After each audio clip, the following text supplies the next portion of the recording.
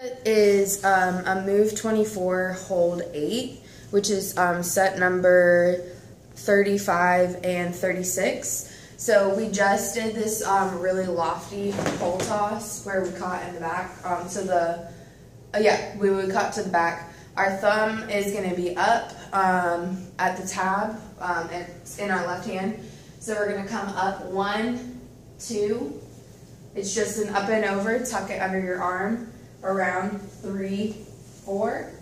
Switch your hands. Come up 5, 6. Into a back angle. 7, 8 is down. So from here we have 1, 2, 3, 4, 5, 6, 7, 8. So just make sure it stays in that right hand. And we're doing this facing to the back. So just make sure you're aware of that. From here, we're going to turn 9, 10 to the audience, 11, 12. Then we're going to come up and over 13, 14, 15, we have 13, 14, 15, 16 here. Then we're going to come around and down with our flag on 17. So we have 1, 2, 3, 4, 5, up, 6, 7, 8, 9, 10, 11, 12, 3, 4, 5, 6 to the front, 17, down 18, and then you guys are going to you're going to set your flags. So even though this is your set where we're in these little lines or whatever, you're actually going to set your flags in this spot right here so you can pick them up in the next set and not have a problem with this set right here. So just make sure for set 35 and 36, you're actually going to set 37. So that's a clarification. So what's going to happen is after count 18, the group on the left and right, you guys are going to clump together, and you guys need to be relatively in the same spot. So I would do like for the group to this group right here, I would do like 8